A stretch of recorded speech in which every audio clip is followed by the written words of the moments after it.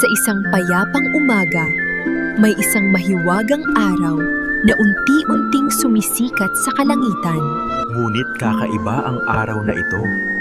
Lagi siyang inaantok.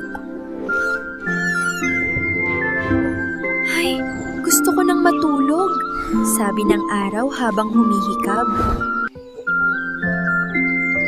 Pero kailangan pa ring magbigay ng liwanag upang magising ang mga bata, ibon at bulaklak. Nang sumapit ang gabi, dahan-dahang nagpahinga ang araw. Biglang lumitaw ang masayahing buwan na may malaking ngiti. Kaibigang araw, bakit parang malungkot ka? Tanong ng buwan. Huwag kang mag-alala. Ako ang magbabantay habang nagpapahinga ka. Mula noon, naging matalik na magkaibigan ang araw at buwan.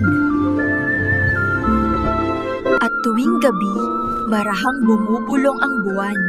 Matulog na kayo! Bukas babalik muli si araw!